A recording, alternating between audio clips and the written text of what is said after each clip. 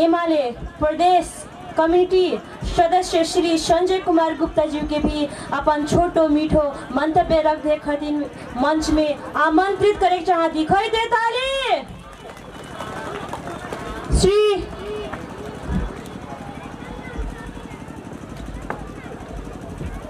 धन्यवाद कार्यक्रम संचालिका।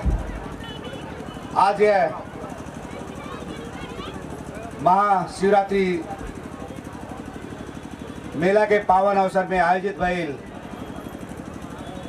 सांस्कृतिक कार्यक्रम के श्रद्धेय अध्यक्ष जी हमारे के बीच में अपन अमूल्य समय देत यह गरिमा में मेला के शोभा बढ़ाए के खातिर और यह कार्यक्रम के आतिथ्यता ग्रहण करल रोडी गांव पालिका के अध्यक्ष आदरणीय युवा नेता मनोज कुमार यादव जी, मंच में आसीन विशिष्ट अतिथि ओम सत्या गांव पालिका के अध्यक्ष हीरा कुमार निषाद राहुल जी लगायत मंच में आसीन रोडी गांव पालिका वार्ड नंबर 4 के वार्ड अध्यक्ष तारानाथ यादव जी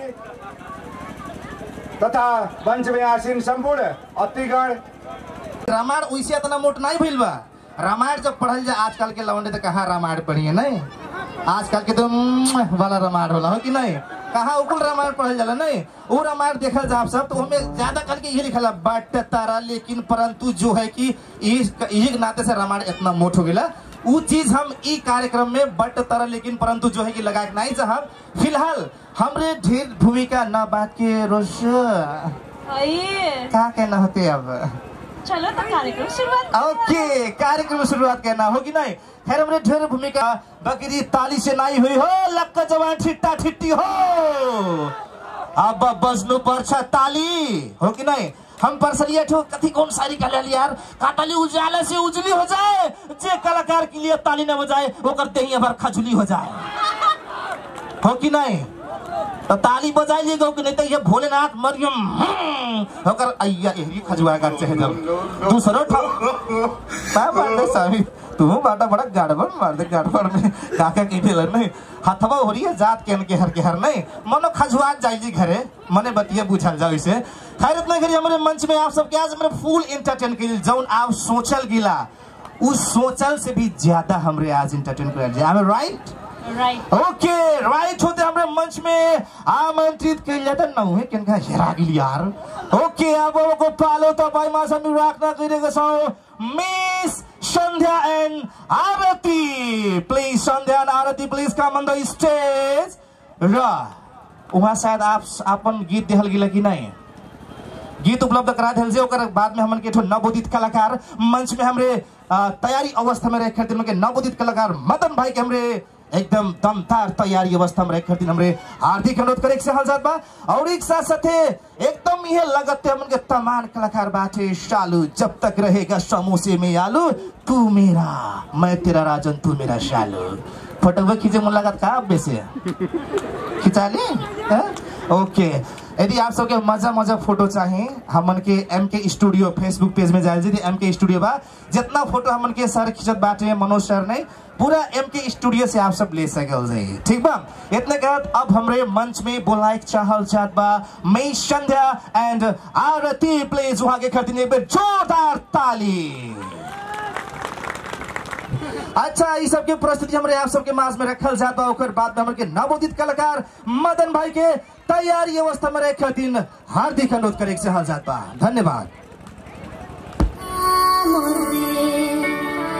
जलावे सबके जियरा हाय हाय हाय सर के जब तन से बदमाशी मार गईया चली जावे सबन सिकरिया के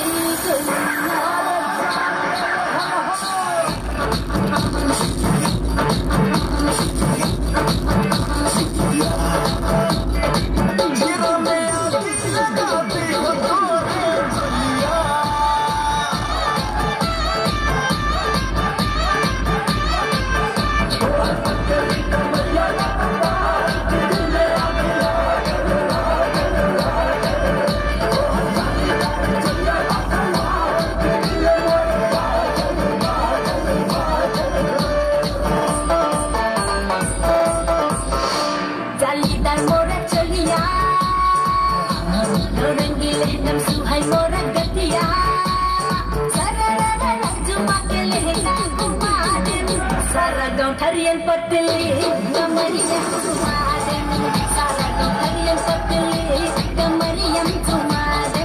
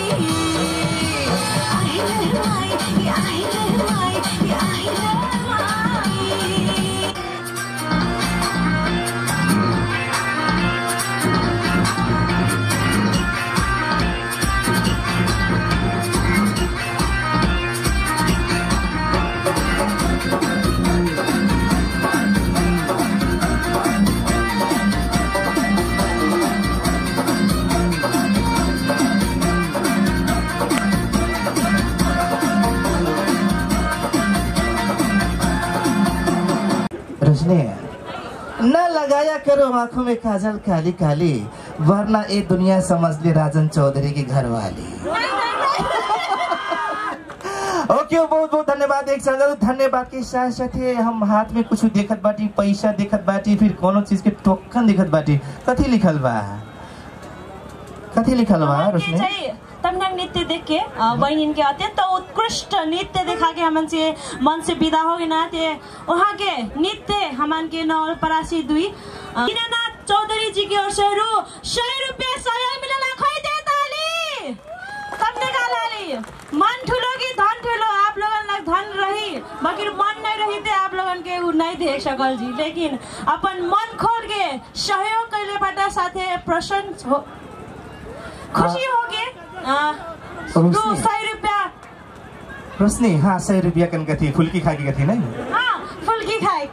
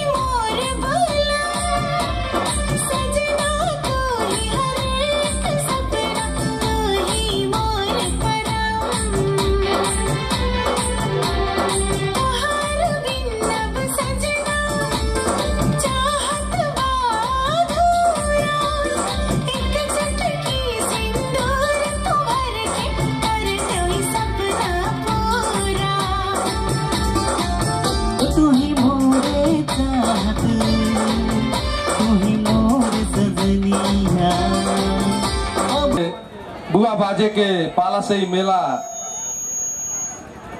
निरंतर रूप में लगत आवा था। विशेषता बन के ही मेला के सर्वांगीण विकास के खातिर ई मेला के का कहल निरंतर रूप में वर्षों से लगत आवा था। वर्षों वर्ष तक ई मेला के कायम रखे करतीन यहाँ के कलाकार और यहाँ के व्यवस्थापन समिति लगाए विभिन्न सहयोगी दाता लोग यह मेला में प्रत्येक वर्ष कौनो न कौनो कार्यक्रम करत आवत है। वैसे ही ई रोहड़ी गांव पालिका में रहाली बिरनी मेला में छिमेकी गांव पालिका ओम सतिया के तरफ से भी प्रत्येक वर्ष ही मेला में हमन के मेला के सहयोगार्थ कुछ न कुछ हमारे सहयोग करत आवल जाता। ऐसे पहले भी का ई मेला में वॉलीबॉल प्रतियोगिता होत रहल 2 साल से ही सांस्कृतिक प्रोग्राम लगाए विभिन्न कार्यक्रम के माध्यम से ही कार्यक्रम होत जाता। एक नाते ई मेला में उपस्थित जितना भी हमन के दर्शनार्थी बाटे जवन भोले बाबा के शिवरात्रि मेला के शुभ अवसर में का उपस्थित बाटे उस सबके हम ओम सतिया गांव पालिका के तरफ से हार्दिक स्वागत अभिनंदन करल चाहती। ताली सुनाई पुग्यो है ताली बजे न भने भगवान कसम कह देगा अब छुले के मन लागत है छुली छुली गुड़िया का ओके अब भने प्रस्तुति हाम्रो बुनुवा को ठीक छ एक पटक जोरदार ताली हो ताली छ सब भने प्रस्तुति मेस बुनुवा को तपाईं मा स्वीकार्नुहोस्।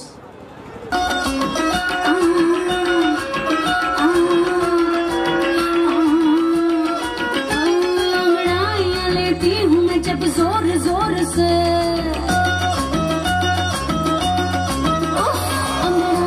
लेती हूँ मैं जब जोर जोर से वो आह की आवाज है आती हर रोर से मैं तो चलो इस कदर मच जाए होश वाले होश आए नजर मेरे फोटो को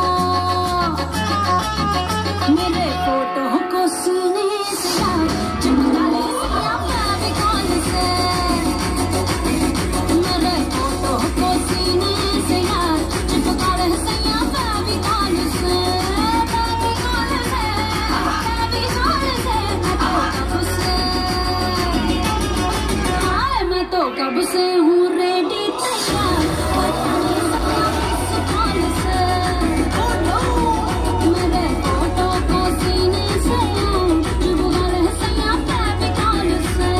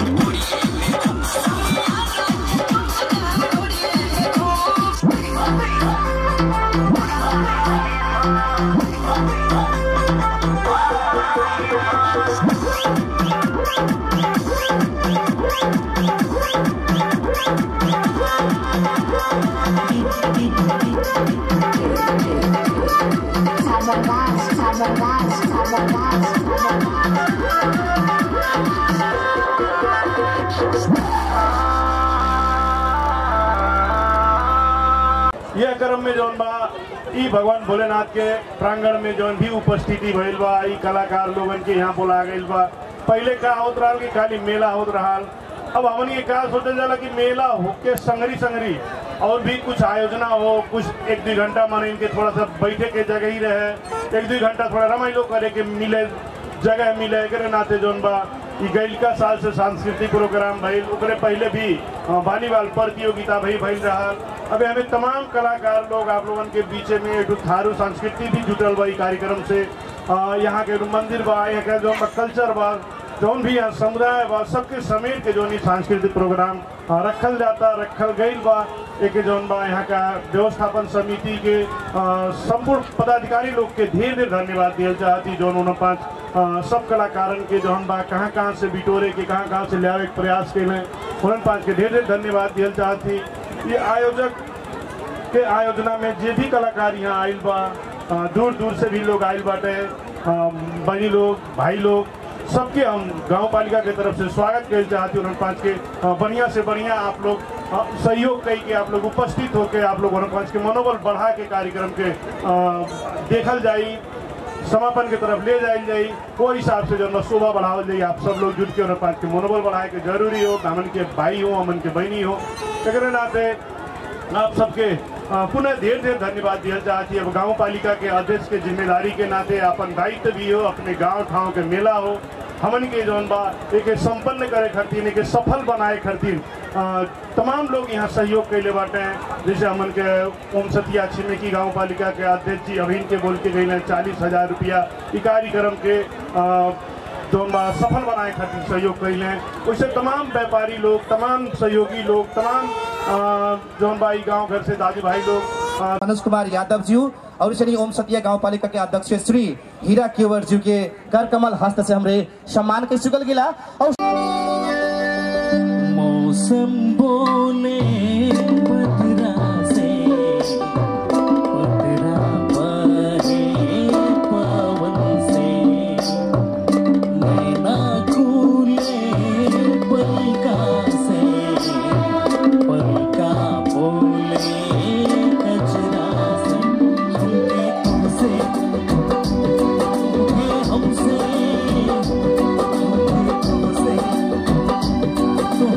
हमसे ओ गई बाना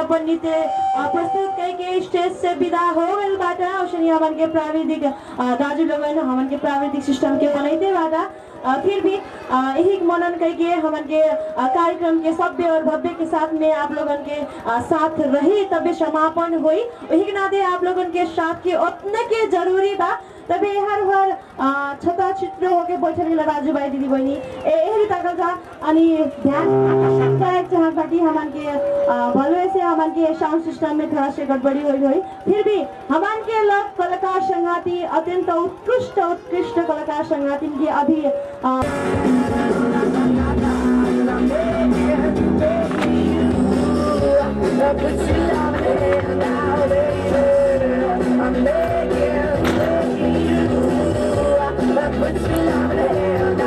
I need you to understand.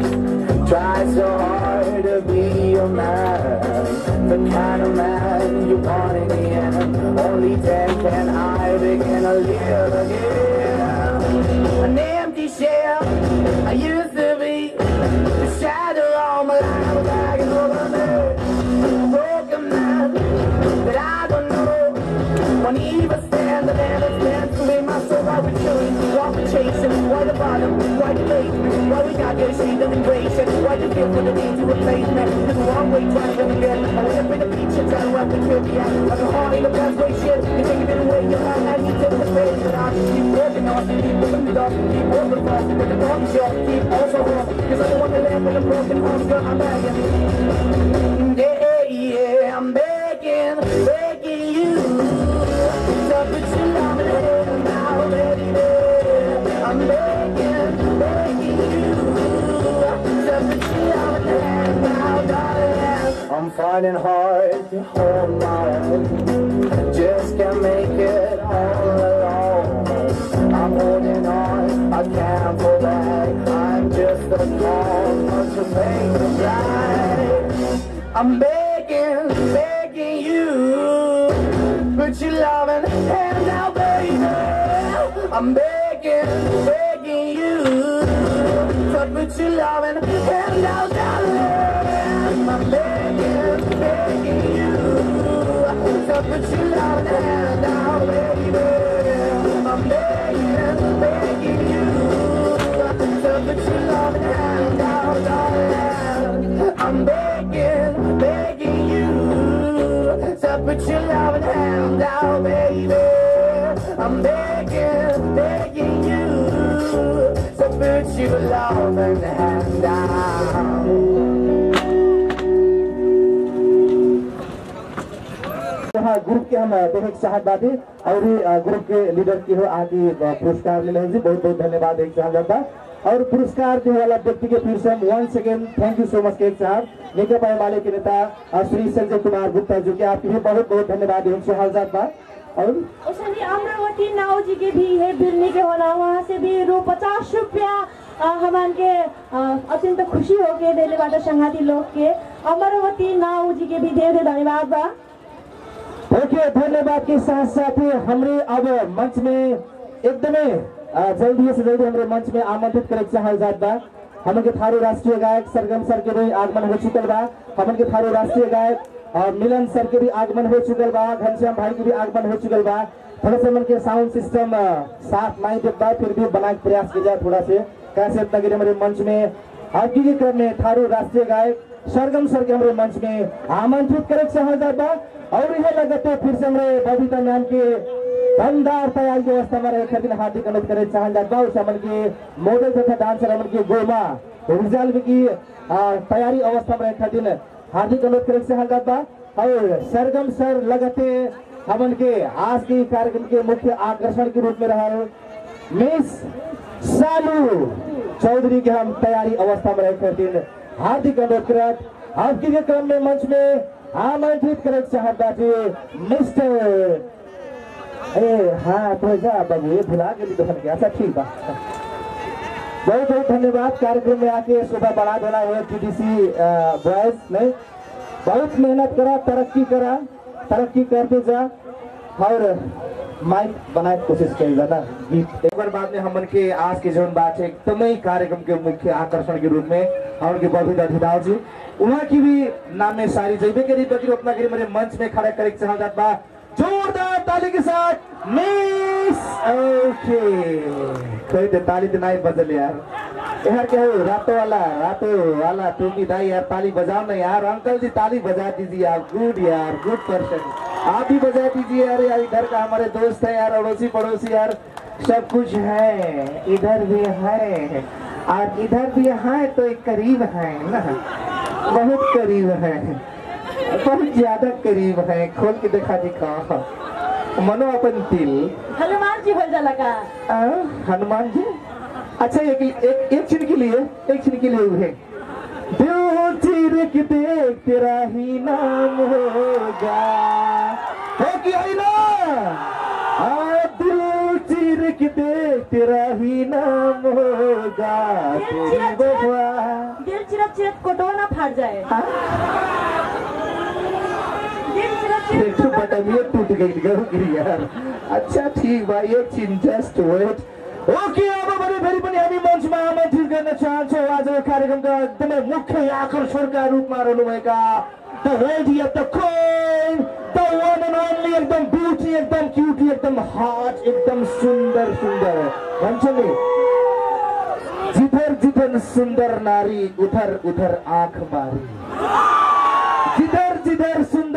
करी उधर उधर आंख मारी साला पति तो पति ने तो अपन बाल बड़ा मचा हो कि होइन अब भने मञ्चमा म आमन्त्रित गर्ने आजको कार्यक्रमका मुख्य आकर्षणका रूपमा रहनुभएका मिस बबिता गीता ओके त्यसलाई गर्दै फेरि पनि हामी मञ्चमा बोलाउने छौं आजको यस कार्यक्रमका मुख्य आकर्षणका रूपमा रहनुभएका एकदम धमाकेदार प्रस्तुति लिएर आउँदै हुनुहुन्छ हाम्रो मोडेल डान्सर गुमा विशालजी र त्योभन्दा अगाडि हामी मञ्चमा आमन्त्रित गरे तेरे ही हाथ में हाथ समा के जी कहता है तुझको दुल्हन बना के जी कहता है तुझको दुल्हन बना के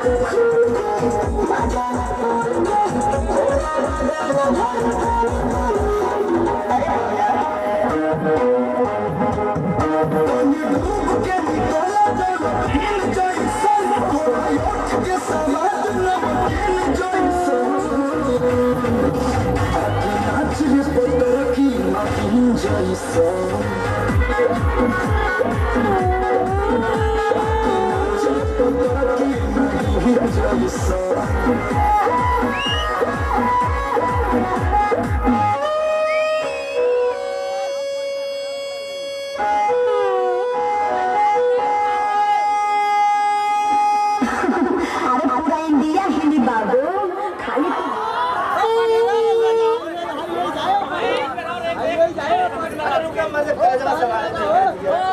तगड़ा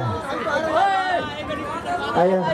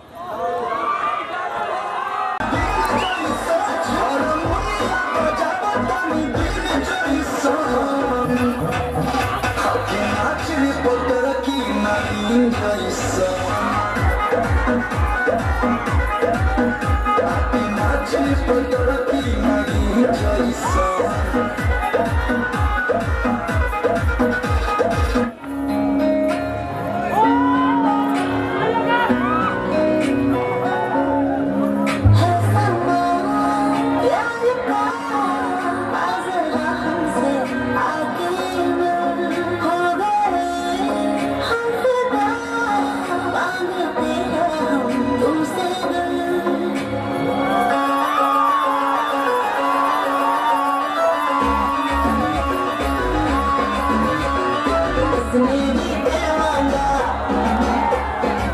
मेरी भी क्या मांगा,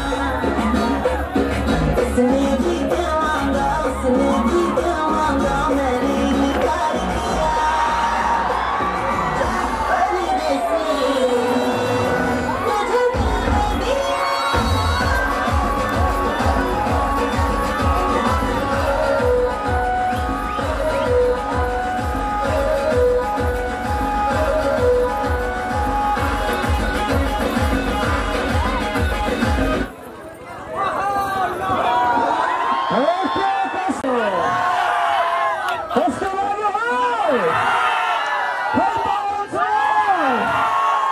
ओके, हामी एकदम रमाउनु पर्छ हैन, एकदमै दमदार प्रस्तुति हाम्रो बुझ्न गइरहेको लागि सो वेल गर्न चाहन्छु र केही समय फेरि पनि उहाँको प्रस्तुति रहनेछ र यसै पनि हामी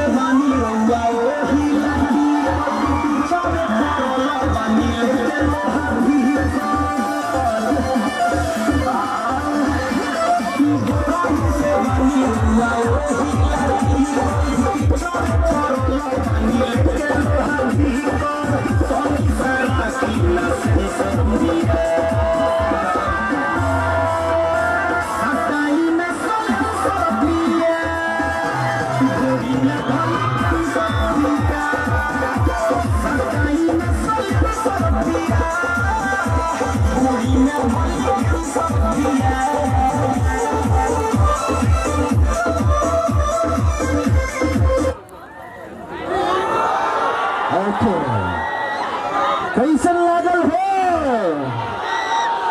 थोड़ी में थैली कैंसर पिया मजा आ गल। ओके, धेरै धेरै धन्यवाद दिन चाहन्छौँ हाम्रो आजको यस कार्यक्रमका मुख्य आकर्षणका रूपमा रहनुभएका मोडेल तथा डान्सर हाम्रो गोमा भुषालज्यूलाई एकदमै दमदार प्रस्तुति रहेको थियो।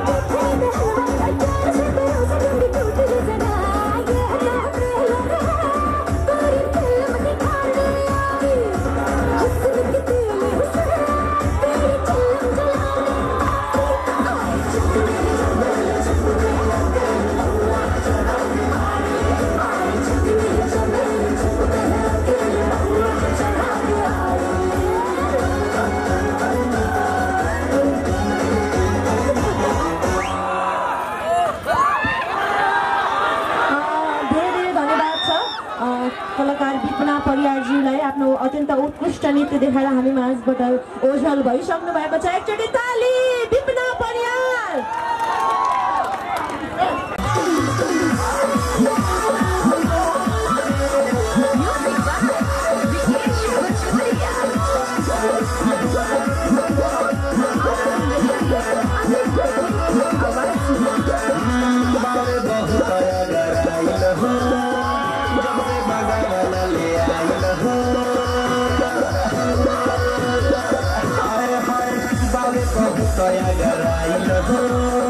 जब से भगवान ले आई न हो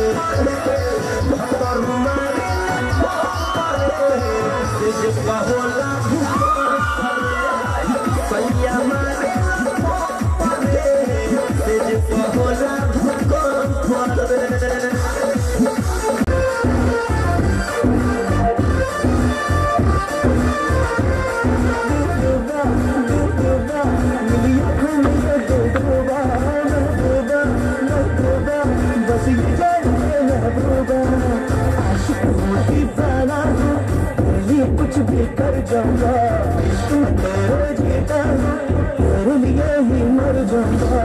अब आएगा मजा खेल का।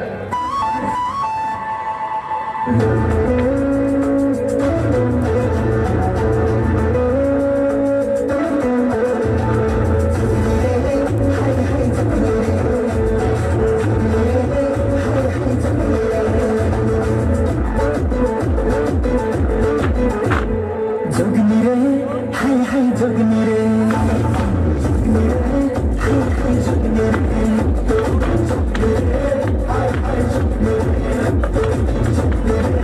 हाय हाय जोगनी रे। भाई मोर जगनी भाई मोर सजनी, भाई मोर जगनी भाई मोर सजनी।